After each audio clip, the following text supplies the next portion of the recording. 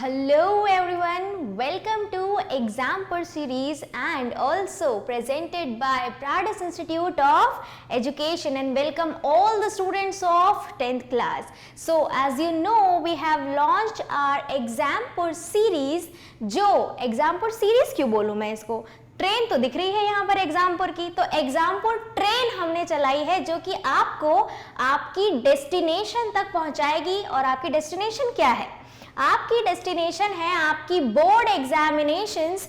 तो हम आपका साथ देंगे आपकी बोर्ड एग्जामिनेशन तक, हम आपके साथ रहेंगे, हम मिलकर रिवीजन करेंगे। देखिए, पढ़ाई तो हम करते ही हैं, एप्लीकेशन पर भी हम आपका साथ देते हैं, पूरी पढ़ाई करवाते हैं, है ना। मैं आपको जो है सोशल स्टडीज पढ़ाऊंगी, तो यहाँ पर हम बोर्ड एग्जाम तक आपके साथ रहेंगे, रिवीजन करते रहेंगे, प्रैक्टिस करेंगे, एक्सरसाइज PYQs आपके प्रीवियस ईयर क्वेश्चंस को हम डिस्कस करेंगे।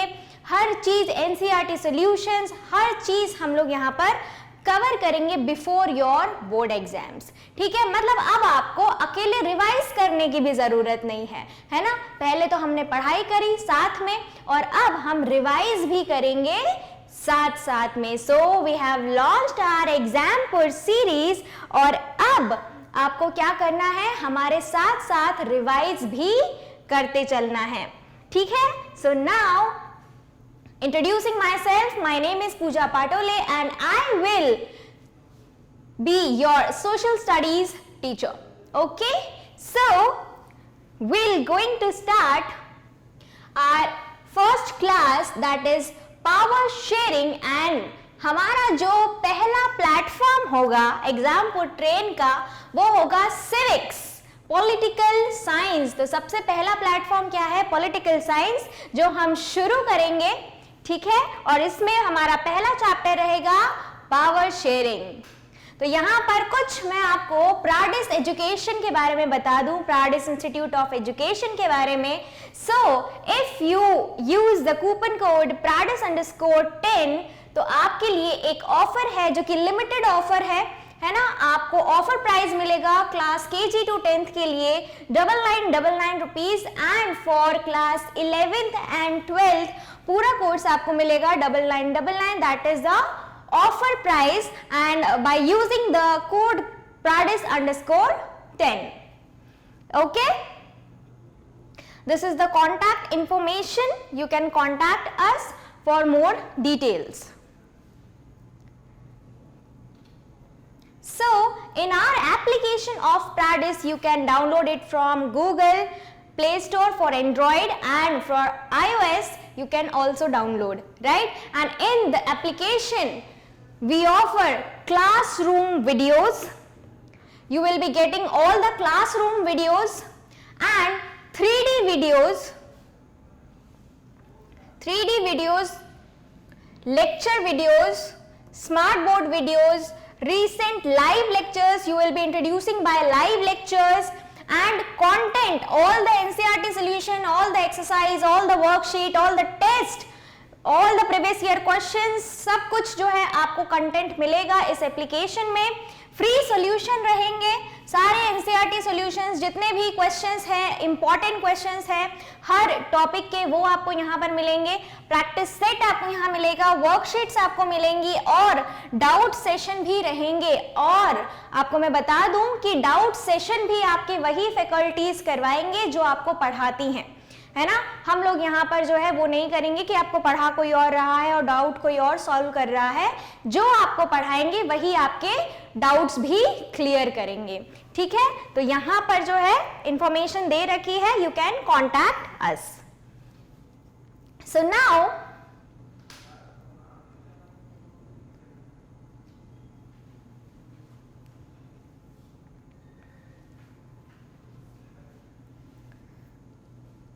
सो you can subscribe our channel, है ना। और आप जो है फेसबुक पे भी प्राडिस एजुकेशन को फॉलो कर सकते हैं, इंस्टाग्राम पे भी कर सकते हैं, ट्विटर पे भी कर सकते हैं। You can watch our YouTube videos on YouTube also.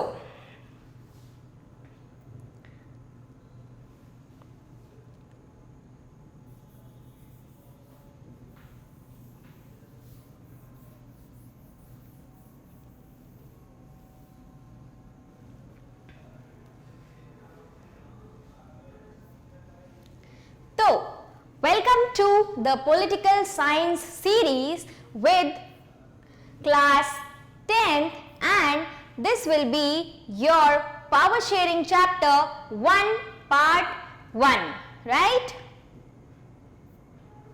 So in this chapter what we will discuss, देखो यहाँ पर हम अब इस चैप्टर को रिवाइज कर रहे हैं, मतलब मैं यहाँ पर ये समझ रही हूँ कि ये चैप्टर आपने अच्छे से पढ़ रखा है ना, हमने इसके क्वेश्चंस भी सॉल्व कर रखे हैं, हमने यूनिट टेस्ट में इसका टेस्ट भी दे दिया है और अब हम इसको फाइनल बोर्ड एग्जाम्स के लिए तैयार कर रहे हैं। तो यहाँ पर हम ये जो है इसको रिवाइज करेंगे, है ना। तो यहाँ पर रिवाइज के लिए कौन कौन से टॉपिक इंपॉर्टेंट है वो मैं आपको बताने वाली हूँ कि एक पूरे चैप्टर में आपको किन टॉपिक्स पर ज्यादा ध्यान देना है, कौन से टॉपिक से कैसे क्वेश्चंस आएंगे, तो ये सब चीजें हम यहाँ पर डिस्कस करने वाले हैं, राइट। सो सबसे पहले तो यहाँ पर मैं आपसे समरी डिस्कस करूंगी, ठीक है, कि चैप्टर को समराइज कैसे करना है जब भी आप रिवाइज करते हैं। देखिए, जब हम पहली बार कोई चैप्टर पढ़ते हैं तो उसमें हम क्या करते हैं, धीरे धीरे आराम से एक एक लाइन, एक एक वर्ड को याद करते हैं, समझते हैं, और जब हम उसको अच्छे से समझ जाते हैं तो हमें उसको फटाक से क्या करना है, रिवाइज करना है, जिसके लिए हमें उस चैप्टर की क्या चाहिए, समरी चाहिए, है ना। तो यहां पर मैं आपको हर चैप्टर की समरी बताऊंगी। तो सबसे पहले चैप्टर 1 का समरी हम यहां देखेंगे, देन उसके बाद जो चैप्टर की एक्सरसाइज होगी, है ना, जो एनसीईआरटी का सॉल्यूशन होगा हम उसको देखेंगे। उसके बाद हम लोग प्रीवियस ईयर क्वेश्चंस जो भी सीबीएसई में पूछे गए हैं, पिछले साल के 15 साल के क्वेश्चंस उस टॉपिक से कितने आए हैं वो हम यहाँ पर डिस्कस करेंगे।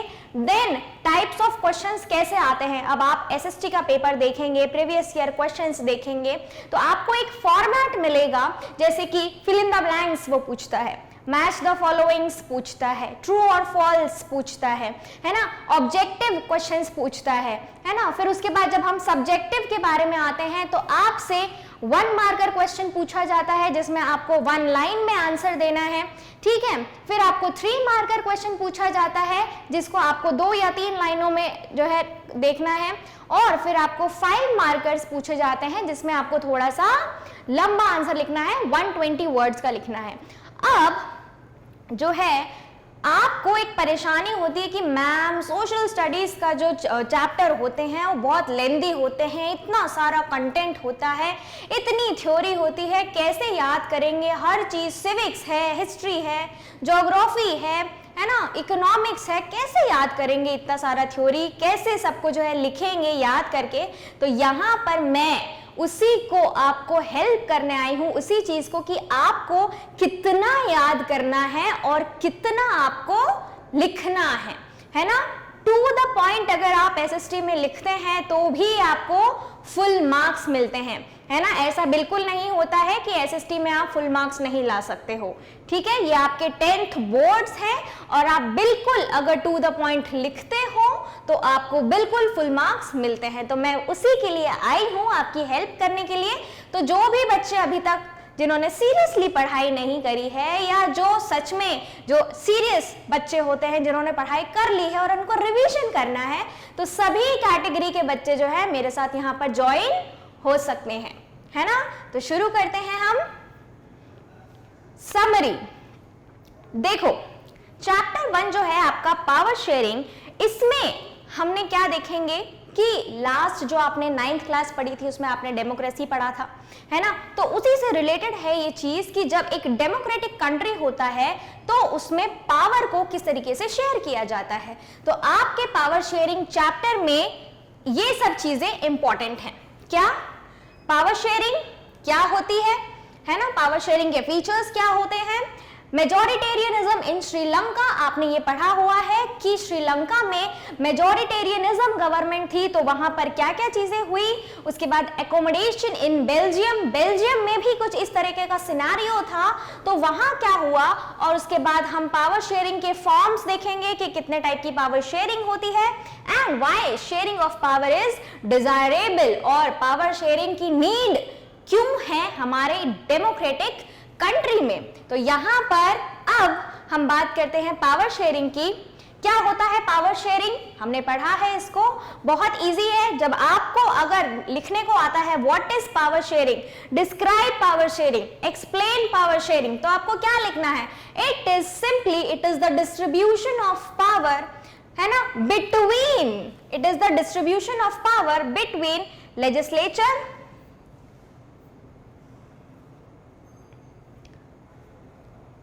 it is the distribution of power between legislature, executive and judiciary. क्या होता है पावर शेयरिंग? पावर को शेयर करना between legislature, executive and judiciary. Legislature मतलब जो लॉज बनाता है आप लोगों के लिए इन अ डेमोक्रेटिक कंट्री, है ना, तो जो लॉज बनाता है उनको भी कुछ पावर है लॉ बनाने की, है ना। जो उन पावर्स को एग्जीक्यूट करता है, जो उन लॉज को एग्जीक्यूट करता है ना, उनको भी कुछ पावर्स है। और जो उन लॉज को क्या करता है, सही से इंप्लीमेंट नहीं करता है, तो उन लोगों के लिए पनिशमेंट जो देते हैं जुडिशरी, तो उनके पास भी कुछ पावर है। तो किस तरीके से पावर शेयरिंग होती है? It is the distribution of power between legislature, executive and your judiciary body. तो आपको ये चीज लिखनी है। Then power sharing is good because it helps to reduce the possibility of conflict between social groups. अब power sharing क्यों जरूरी है? एक तो ये बहुत ही अच्छा तरीका है जिसकी वजह से क्या होता है, जो कंफ्लिक्ट होता है बिटवीन द सोशल ग्रुप्स, है ना, जो माइनॉरिटी होता है, मेजॉरिटी होता है, या बहुत सारे आपके रिलीजन्स होते हैं, ये सब क्या है, सोशल ग्रुप्स हैं। बहुत सारे different religions, different caste, different जो कल्चर होता है, तो ये सब क्या है, डिफरेंट सोशल ग्रुप्स है। तो इनके बीच में कंफ्लिक्ट ना हो, इसकी वजह से सभी के पास क्या होनी चाहिए, इक्वल पावर होनी चाहिए, ताकि ऐसा कुछ ना हो कि भैया मेजॉरिटी जो है वो माइनॉरिटी को दबा रहा है, कोई रिलीजन है वो दूसरे रिलीजन को दबा रहा है, डोमिनेट कर रहा है। तो ऐसी सिचुएशन ना आए, इसके लिए क्या किया जाता है, पावर शेयरिंग की जाती है। ठीक है, since social conflict often leads to violence and political instability, power sharing is a good way to ensure the stability of political order. और यहां पर ये सोशल कंफ्लिक्ट ना हो, है ना, इसी की वजह से पावर शेयरिंग करवाई जाती है। क्योंकि ऑफनली क्या होता है कि ये जो सोशल कॉन्फ्लिक्ट्स होते हैं, कैसे होते हैं, जब आपको किसी एक पर्टिकुलर ग्रुप को ज्यादा क्या मिल जाता है, पावर मिल जाता है, तो वो क्या करता है, माइनॉरिटी को दबा देता है ना। किसी एक पर्टिकुलर रिलीजन को ज्यादा पावर मिल जाए तो वो माइनॉरिटी रिलीजन को दबा देता है। किसी पर्टिकुलर कास्ट को ज्यादा पावर मिल जाए तो वो माइनॉरिटी कास्ट को दबा देता है, डोमिनेंस हो जाता है। तो ऐसे में क्या हो जाता है, वायलेंस हो जाता है ना, सिविल वॉर जैसी सिचुएशन हो जाती है। तो यहां पर ये सब चीजें ना हो, ऐसी वॉर जैसी सिचुएशन ना क्रिएट हो, इसीलिए क्या है, पावर शेयरिंग जो है बहुत ही ज्यादा जरूरी होता है to stable the political order. तो एक डेमोक्रेटिक कंट्री में जो पॉलिटिकल ऑर्डर चलता है, जो लॉज एंड रूल्स चलते हैं, तो उसको बनाए रखने के लिए, है ना, पावर शेयरिंग बहुत क्या है, जरूरी है और एक गुड वे है। This is also known as the prudential reason of power sharing. What is prudential reason of power sharing, आपकी एनसीईआरटी में मेंशन है और बहुत इंपॉर्टेंट है, यहां से क्वेश्चन आता है। What is prudential reason of power sharing, तो उसमें आपको लिखना है स्टेबिलिटी ऑफ पॉलिटिकल ऑर्डर। मतलब जब एक कंट्री में, एक डेमोक्रेटिक कंट्री में पावर शेयरिंग यूज होता है, तो जो पॉलिटिकल ऑर्डर होता है, मतलब जो रूल्स रेगुलेशन होता है, जो एडमिनिस्ट्रेशन होता है, जो मैनेजमेंट होता है, वो क्या रहता है, स्टेबल रहता है, बैलेंस रहता है। ठीक है, तो ये क्या है, एक प्रूडेंशियल रीजन होता है। ठीक है, power sharing is the very spirit of democracy, और एक डेमोक्रेटिक कंट्री में पावर शेयरिंग तो बहुत बहुत जरूरी है ना। फिर हम बात करते हैं मेजॉरिटेरियनिज्म इन श्रीलंका, जो आपका नेक्स्ट टॉपिक है। अब श्रीलंका और बेल्जियम की यहाँ पे स्टोरी चलती है ना, आपने जो है उसको बहुत अच्छे से पढ़ा हुआ है, हम यहाँ पर उसको रिवाइज करेंगे। मेजॉरिटेरियनिज्म इन श्रीलंका, श्रीलंका में क्या हुआ था, यहाँ पर एक बिलीफ हो गया था कि जो मेजॉरिटी कम्युनिटी थी और जो माइनॉरिटी कम्युनिटी थी, है ना, तो यहाँ पर मेजॉरिटी कम्युनिटी ने डोमिनेंस दिखाया, है ना। मेजॉरिटी कम्युनिटी कौन सी थी? श्रीलंका जो है एक आइलैंड नेशन है, एक छोटा सा आइलैंड है ना। और यहाँ पर बहुत ही कम जो सदर्न कोस्ट है तमिलनाडु का, उसके पास में ही है। तमिलनाडु का जो सदर्न कोस्ट है उसके जस्ट पास में श्रीलंका है ना। एक आइलैंड कंट्री है, 2 करोड़ की यहाँ पे पॉपुलेशन है, इक्वल टू द हरियाणा की पॉपुलेशन, है ना। तो यहाँ पर Sri Lanka has a diverse population और यहाँ पर 2 ग्रुप्स हैं, है ना। यहाँ पे 2 ग्रुप्स हैं, एक है सिन्हाला स्पीकर्स जो सिन्हाला बोलते हैं। एक बात आपको ध्यान रखनी है, सिन्हाला लैंग्वेज है, ठीक है। सिन्हाला कोई रिलीजन नहीं है या कोई नाम नहीं है, सिन्हाला एक लैंग्वेज है, एक भाषा है जो श्रीलंका में यूज होती है ना। तो सिन्हाला स्पीकर्स जो हैं वो 74% है और आपके जो तमिल स्पीकर्स हैं वो 18% है ना। तो यहाँ पर क्या दिख रहा है आपको? फुल ऑन मेजॉरिटी दिख रहा है किसका? सिन्हाला ग्रुप का, जो कितने हैं? 74%। तो यहाँ पर डाइवर्स पॉपुलेशन हो गया। और तमिल्स जो थे उनके 2 ग्रुप और थे, इंडियन तमिल्स और श्रीलंकन तमिल्स। श्रीलंकन तमिल्स तो वही थे जो कि लोकल थे श्रीलंका के, और इंडियन तमिल्स कौन थे? जो कि कॉलोनियल पीरियड, मतलब जो ब्रिटिश काल चल रहा था, ब्रिटिश पीरियड चल रहा था, उस टाइम पे ब्रिटिशर्स जो है इंडिया से कुछ लोगों को काम के लिए लेके आए थे श्रीलंका में, प्लांटेशन वर्कर्स थे, तो वो थे इंडियन तमिल जो यहीं बस गए श्रीलंका में, तो वो इंडियन तमिल कहलाए। और एक तो थे श्रीलंकन तमिल जो कि तमिल बोलते थे, ठीक है, जिसमें श्रीलंकन तमिल जो थे 13% थे, ठीक है। फिर Sri Lanka emerged as an independent country in 1948। याद रखना है डेट, 4 फरवरी 1948 एग्जाम में पूछा जाता है ना। 1 मार्क क्वेश्चन जो होता है या ऑब्जेक्टिव होता है, उसमें आपसे क्वेश्चन पूछा जाएगा कि श्रीलंका इंडिपेंडेंट कंट्री कब बना, तो आपको आंसर याद होना चाहिए 4 फरवरी 1948 को श्रीलंका इंडिपेंडेंट हो गया, ठीक है। और 1980s में बहुत सारे पॉलिटिकल ऑर्गेनाइजेशंस बने जिन्होंने डिमांड करी एक independent Tamil alum state in northern and western part of Sri Lanka. और यहां पर क्या हुआ कि ये जो 2 सोशल ग्रुप थे, सिन्हाला और तमिल, दोनों के बीच में कन्फ्लिक्ट हुआ। क्यों? क्योंकि सिन्हाला कितने थे? मेजॉरिटी में थे, 79%, जो कि दबा रहे थे, डोमिनेट कर रहे थे तमिल ग्रुप को। तो यहां पर उन्होंने बहुत सारा उनके साथ क्या किया? मिसबिहेव किया, उनको डिसरेस्पेक्ट किया, डिसरिगार्ड किया, उनकी कोई भी बात नहीं मानी, उनको जॉब अपॉर्चुनिटीज नहीं दी, उनको एम्प्लॉयमेंट नहीं दिया, उनको एजुकेशन नहीं दिया, उनका कल्चर को भी डिसरिस्पेक्ट किया और सिर्फ सिन्हाला को क्या रखा? टॉप पर रखा। तो यहां पर जो मेजॉरिटी थी उन्होंने माइनॉरिटी को डोमिनेट कर दिया, जिसकी वजह से जो तमिल्स थे उनमें क्या आई?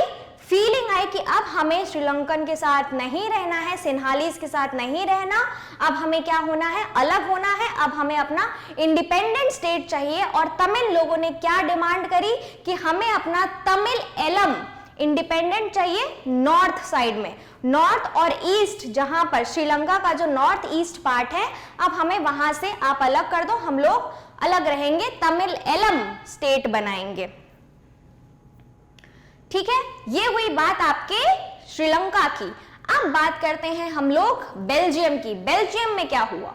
तो बेल्जियम में क्या हुआ कि बेल्जियम भी एक छोटी सी कंट्री है यूरोप की। What is Europe? Europe is an continent. तो यहां पर यूरोप कॉन्टिनेंट की बेल्जियम एक कंट्री है जो कि छोटी है, हमारे देश के हरियाणा से भी छोटी है वो कंट्री। हमारा हरियाणा एक स्टेट है कंट्री का और बेल्जियम एक कंट्री है ना। तो वहां पर जो पॉपुलेशन है वो हरियाणा से भी कम है। तो कितनी छोटी कंट्री है ये। It has borders with France, Netherland, Germany and Luxembourg. Important है, पूछते हैं एग्जाम में इसको, ठीक है। 1 मार्क क्वेश्चन आता है कि बेल्जियम किस किस कौन सी नेबरिंग कंट्रीज के साथ जो है बॉर्डर बनाता है ना। तो France, Netherland, Germany and Luxembourg. It has a population of a little over 1 crore, about half the population of Haryana. और यहां पर हरियाणा की आधी पॉपुलेशन है बेल्जियम की पॉपुलेशन, ठीक है। मतलब हरियाणा की half population is equals to Belgium की टोटल पॉपुलेशन, है ना। फिर उसके बाद in the capital city Brussels, और यहां पर बेल्जियम की कैपिटल क्या है? ब्रुसेल्स है। और 80% पीपल वहां पर क्या बोलते हैं? फ्रेंच बोलते हैं और 20% डच बोलते हैं, ठीक है। जो ब्रुसेल्स बेल्जियम की कैपिटल है, ठीक है। अब यहाँ पर थोड़ी सी चीज समझना, वैसे तो मैंने जो है अपने बच्चों को पूरा ये चैप्टर बहुत ही अच्छे से समझाया है, एप्लीकेशन पे अवेलेबल है ना, अवेलेबल है। तो यहाँ पर मैं आपको यहाँ पर थोड़ा सा एक ब्रीफ दे देती हूँ कि बेल्जियम में जो है 59% डच बोली जाती थी और 40% फ्रेंच बोली जाती थी और 1% जर्मनी बोली जाती थी, है ना। तो टोटल बेल्जियम में सबसे ज्यादा बोली जाती है डच, पर जो उसकी कैपिटल है ब्रुसेल्स बेल्जियम की, है ना, जो बेल्जियम की कैपिटल ब्रुसेल्स है, वहां पर क्या बोला जाता है, फ्रेंच ज्यादा बोला जाता है। कितना, वहां पर जो 80% है वो फ्रेंच बोलते हैं और 20% डच बोलते हैं। मतलब पूरी कंट्री में डच ज्यादा बोली जाती है पर कैपिटल में डच कम बोली जाती है, ठीक है। ये चीज आप ध्यान रखना। और 1970s और 1993 में बेल्जियम ने अपना जो कॉन्स्टिट्यूशन है उसको 4 बार अमेंड किया, इस चीज की वजह से कि भाई यहाँ पे कन्फ्लिक्ट ना हो जाए between the French and Dutch, जो कि श्रीलंका में हुआ था between the Sinhalese and Tamil speakers. तो यहाँ पे वो चीज ना हो, इसीलिए बेल्जियम की गवर्नमेंट ने क्या किया, यहाँ पे कॉन्स्टिट्यूशन में चेंज किया। और देखो ये जो है आपका बेल्जियम है, ठीक है, ये यहाँ पे इसकी बॉर्डर शेयर हो रही है, नॉर्थ में नीदरलैंड, ठीक है, आपका जो है ईस्ट में जर्मनी और आपका जो है साउथ में इसका है लग्जमबर्ग और यहाँ से जो है आपका वेस्ट में टच हो रहा है फ्रांस। तो यहाँ पर ये चीज आपको ध्यान में रखनी है, ब्रुसेल्स जो इसकी क्या है, कैपिटल है, ठीक है। अब कुछ स्टेप्स टेकन बाय बेल्जियम। अब बेल्जियम ने 4 बार अपना कॉन्स्टिट्यूशन बदला, तो क्या क्या चीज बदली, तो यहां पर उन्होंने सबसे पहले क्या किया, equal number of ministers for both the groups. अब जो 2 ग्रुप्स बने थे फ्रेंच एंड डच, है ना, यही दोनों का कॉन्फ्लिक्ट होना बनता था क्योंकि पूरी कंट्री में डच स्पीकर्स ज्यादा पर कैपिटल में डच स्पीकर्स कम, है ना। तो यहाँ पर क्या हो रहा था, एक कन्फ्लिक्ट वाली सिचुएशन हो सकती थी, बट उसको क्या किया बेल्जियम ने, बहुत अच्छी तरीके से एडमिनिस्ट्रेट किया। तो कैसे किया कि दोनों ही ग्रुप्स के इक्वल नंबर ऑफ मिनिस्टर्स कर दिए कि भैया कोई भी जो है एकदम कोई भी विवाद नहीं होना चाहिए, कोई भी जो है कॉन्स्पिरेसी नहीं होनी चाहिए, कोई वॉर की सिचुएशन नहीं होनी चाहिए। तो इसके लिए इक्वल नंबर ऑफ मिनिस्टर्स कर दिए दोनों ग्रुप्स के, फ्रेंच और डच। इसके बाद मोर पावर्स टू स्टेट गवर्नमेंट्स, ठीक है, जो स्टेट गवर्नमेंट्स थी, मतलब बेल्जियम के अंदर जितनी भी स्टेट्स थी सभी को पावर दे दी, है ना। उसके बाद equal representations at the state and central level. तो बेल्जियम एज अ कंट्री में एक गवर्नमेंट चल रहा है, यूनियन गवर्नमेंट, सेंट्रल गवर्नमेंट, और बेल्जियम के अंदर जो स्टेट्स हैं वहां पर भी स्टेट गवर्नमेंट्स अपनी अपनी चल रही है, तो दोनों के पास पावर है। फिर आपका जो फॉर्मेशन ऑफ कम्युनिटी गवर्नमेंट, और कम्युनिटी गवर्नमेंट भी बना दी। व्हाट इज कम्युनिटी गवर्नमेंट, पूछा जाता है 3 मार्क्स में, है ना। कम्युनिटी गवर्नमेंट मतलब कि एक कंट्री में कितनी कम्युनिटीज हैं, है ना। जैसे कि अगर यहाँ पे बेल्जियम का मैं एग्जांपल लूं तो बेल्जियम में कितनी कम्युनिटीज हो रही थी, फ्रेंच, डच, जर्मनी, है ना, ये 3 कम्युनिटीज बन रही थी। और इन तीनों के कल्चर अलग, इन तीनों के लैंग्वेज अलग, इन तीनों के कस्टम्स अलग, इन तीनों के रिलीजन अलग, है ना। तो यहाँ पर सबके अपने अपने कस्टम कल्चर हैं, तो सब अपने अपने अकॉर्डिंग करेंगे, सबके इश्यूज अलग अलग होंगे, सबके सॉल्यूशन भी अलग अलग होंगे। तो ये क्या सेंट्रल गवर्नमेंट देखेगा या स्टेट गवर्नमेंट देखेगा, ये तो कम्युनिटी के लोग ही अच्छे से बता पाएंगे कि उनको किस चीज की जरूरत है।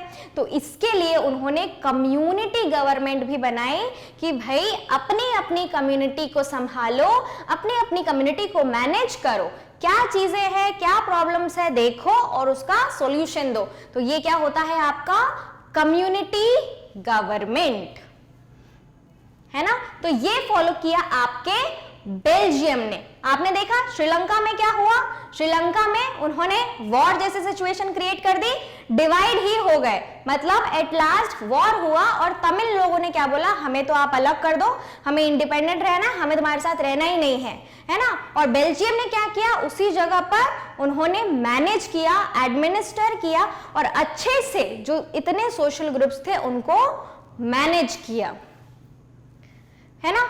अब ये जो पावर शेयरिंग है इसके कितने फॉर्म्स है। अब आपने देखा कि जब बेल्जियम मॉडल में जो पावर डिस्ट्रीब्यूशन हुआ, स्टेट गवर्नमेंट को भी दे दी, सेंट्रल गवर्नमेंट को भी दे दी, कम्युनिटी गवर्नमेंट को भी दे दी, है ना, कैपिटल को भी दे दी।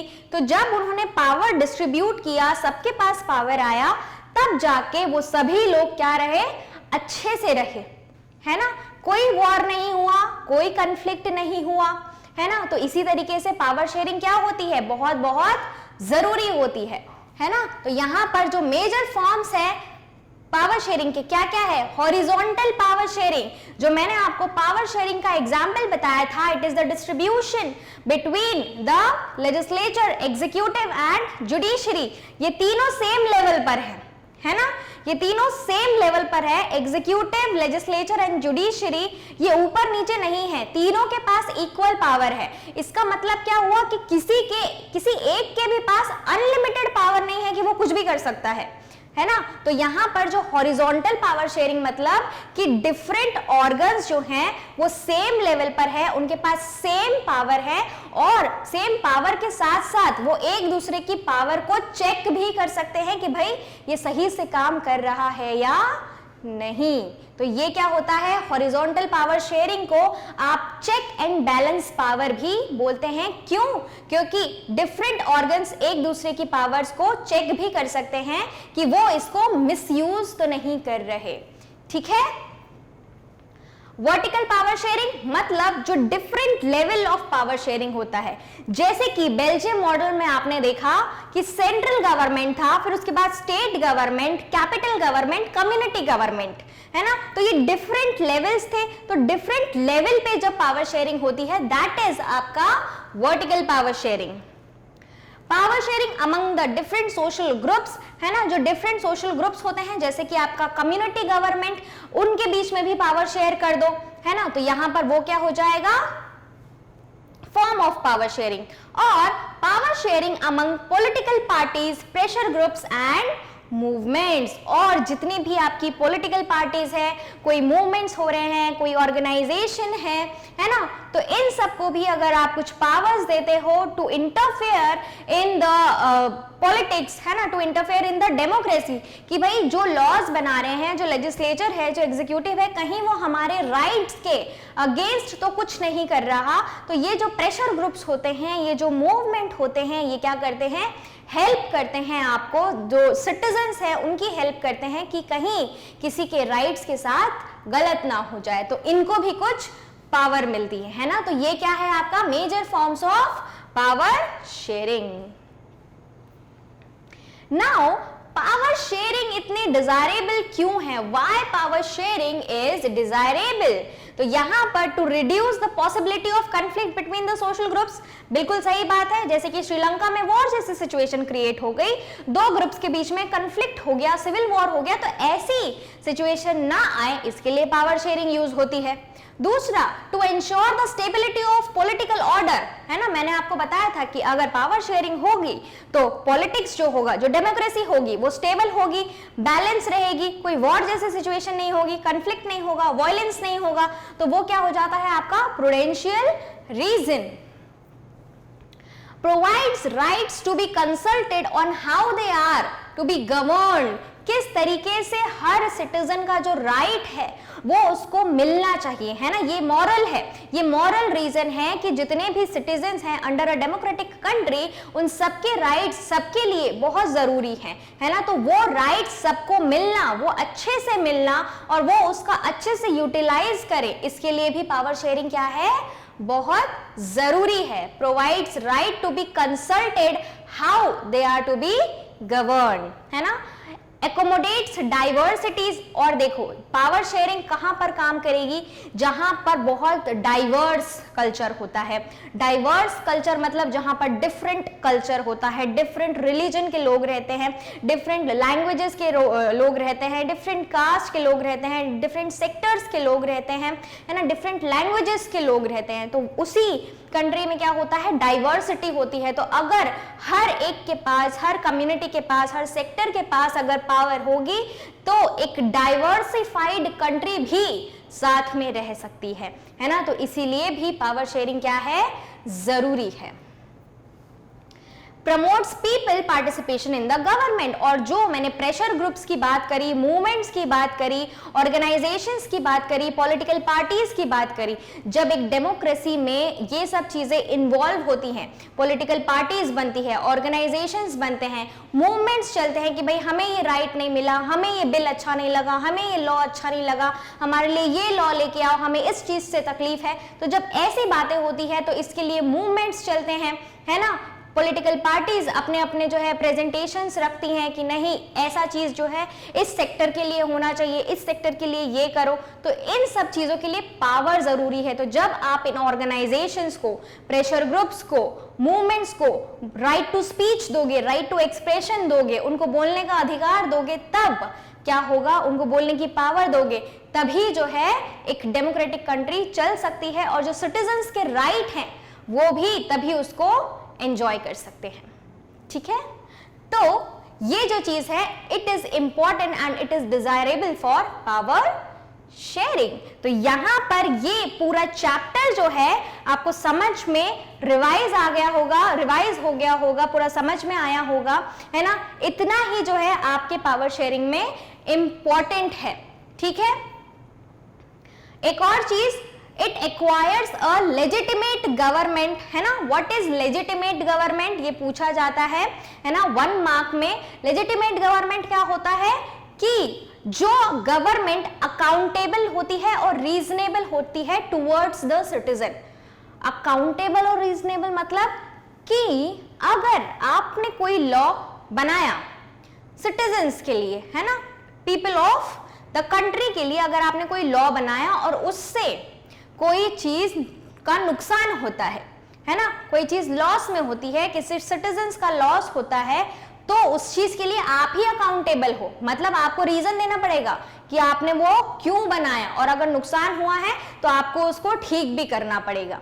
ठीक है, मतलब आपको रीजंस देने हैं कोई भी लॉ बनाने के पीछे, और आप अकाउंटेबल भी हो। मतलब अगर कुछ बनाया है, कुछ गड़बड़ होती है, कुछ लॉस होता है, तो आपको उसको ठीक भी करना है। तो this is called legitimate government, मतलब कि the government which is accountable and reasonable to the people of the country.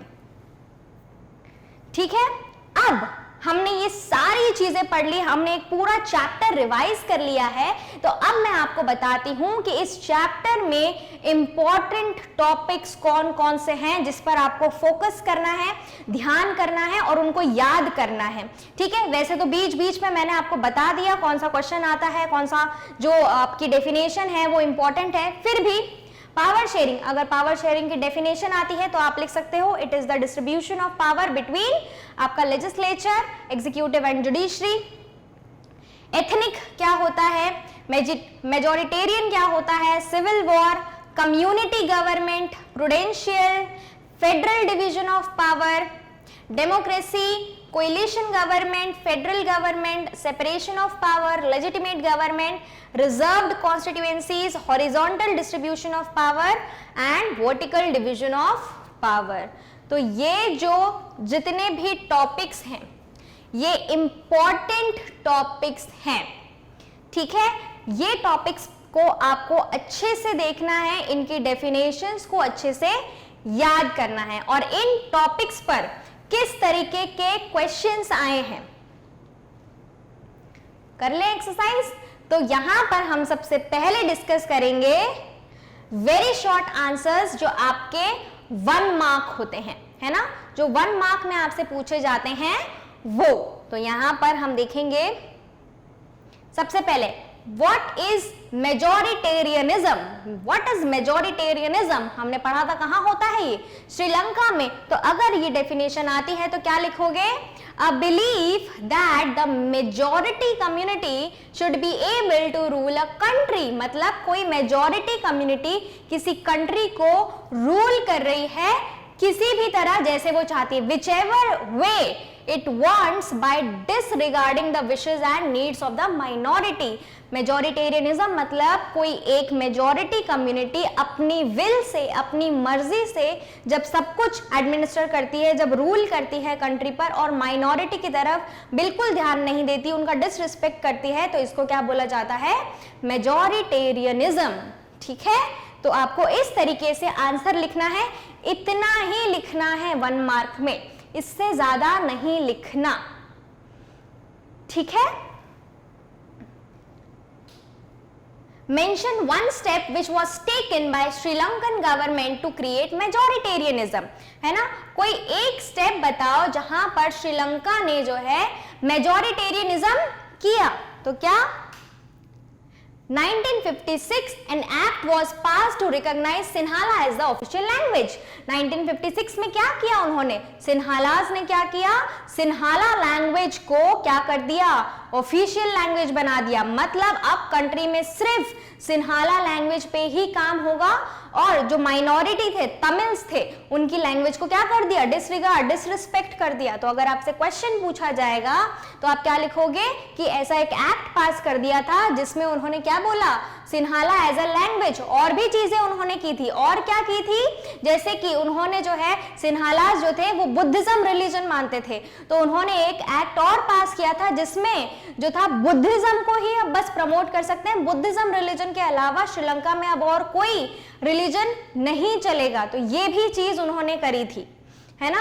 तो ऐसी चीजें आप क्या कर सकते हो, लिख सकते हो। और भी चीजें उन्होंने करी थी, और क्या किया था उन्होंने कि सिर्फ सिन्हालास को प्रेफरेंस दी जाएगी जॉब्स में और एजुकेशन में, तमिल्स को नहीं दी जाएगी। तो ये भी चीज आप लिख सकते हो, ठीक है। पर कोई एक चीज, अगर एक चीज पूछी है 1 स्टेप, तो आपको एक ही चीज लिखनी है 1 मार्क में, है ना। State one prudential reason and one moral reason for power sharing from the Indian context। Indian context में लिखना है कि prudential reason और moral reason power sharing का, ठीक है। तो इंडिया क्या है, मल्टीनेशनल सोसाइटी है, मतलब कि यहाँ पर मल्टीपल स्टेट्स हैं, मल्टीपल स्टेट्स में डाइवर्स लोग रहते हैं, तो हम सब क्या रहते हैं, मिलके रहते हैं।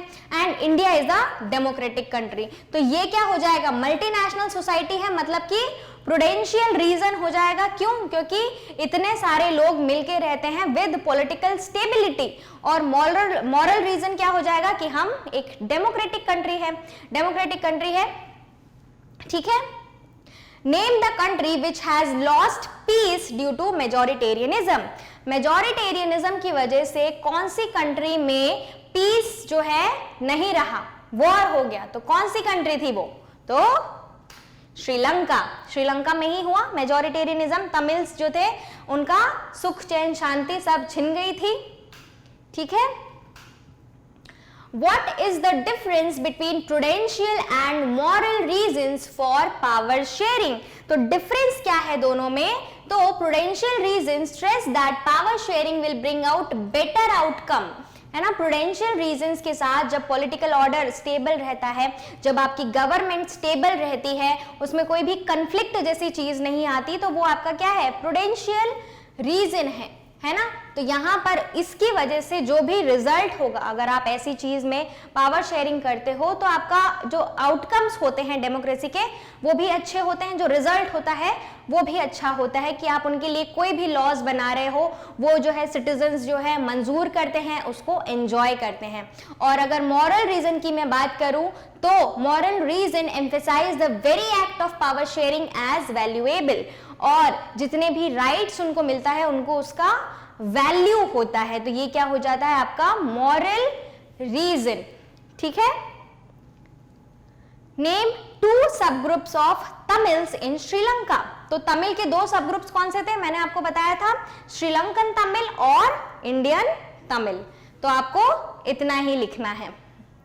What is the system of checks and balances of power sharing? ये भी मैंने आपको रिवाइज के टाइम पे बताया था। किसी भी सिस्टम में, under this system, one organ of the government keeps check over the other and none of the organ can exercise unlimited power। किसी भी एक ऑर्गन के पास अनलिमिटेड पावर नहीं होगी, सभी जो है इक्वल लेवल पर रहेंगे और एक दूसरे की पावर्स को चेक करते रहेंगे, ठीक है, whether it is working correct or not। State 2 main bases of the social divisions in Sri Lanka. Sri Lanka में कोई 2 बेसिस बताओ जिसकी वजह से डिवीजन हुआ। तो क्या था, एक रिलीजन एंड लैंग्वेज। एक तो रिलीजन डिफरेंस था सिन्हाला और तमिल्स के बीच में, और लैंग्वेज डिफरेंस भी था, ठीक है, तो आप देख रहे हैं कि आपको 1 मार्क में कितना लिखना है, इससे ज्यादा आपको नहीं लिखना। Who formed majority in terms of population in Sri Lanka? Sri Lanka में किसकी मेजोरिटी ज्यादा थी? तो सिन्हालीज बुद्धिस्ट, है ना, सिन्हालीज जो थे वो ज्यादा थे। Who formed majority in terms of population in Belgium? Belgium में किसकी मेजोरिटी थी? तो आपको पता है डच की थी ज्यादा मेजोरिटी, 59% जो थे डच थे, डच स्पीकर्स थे। In which year Sri Lanka emerged as an independent country? Sri Lanka कौन से ईयर में इंडिपेंडेंट कंट्री हुई है, ये भी मैंने आपको बताया, 4th of February 1948। What is the linguistic composition of Belgium? Belgium में लिंग्विस्टिक कंपोजिशन क्या था, मतलब कौन कौन सी लैंग्वेज बोली जा रही थी, कितने परसेंट में? तो आपको पता है 59% जो थे वो डच थे, 40% फ्रेंच थे और 1% जो था वो क्या था आपका जर्मनी, है ना। So, how is power shared in modern democracies?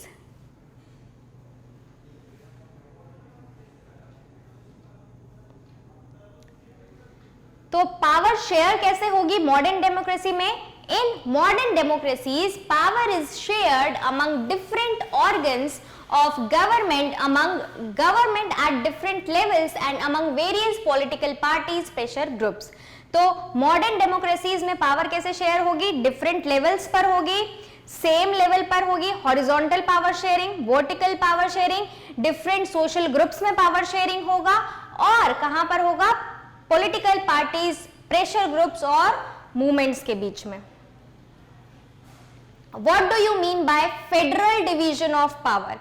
Federal division of power मतलब power shared at different level of government. जब डिफरेंट लेवल ऑफ गवर्नमेंट है ना, जैसे सेंट्रल, स्टेट, लोकल, ये डिफरेंट लेवल्स हैं, है ना, तो यहां पर जब डिफरेंट लेवल ऑफ गवर्नमेंट में पावर शेयर होता है तो उसको फेडरल डिवीजन ऑफ पावर बोलते हैं।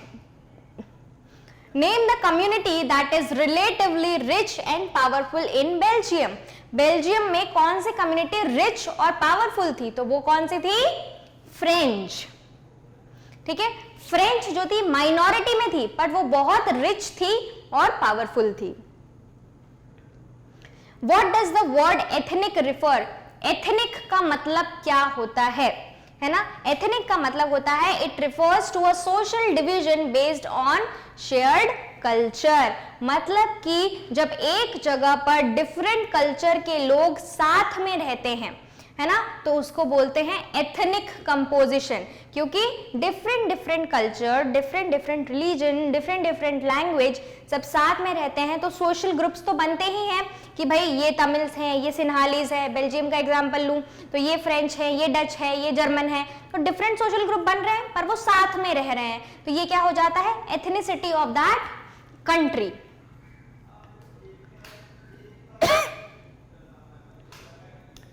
Which type of power sharing is called checks and balances? ये आंसर मैं आपको बता चुकी हूं।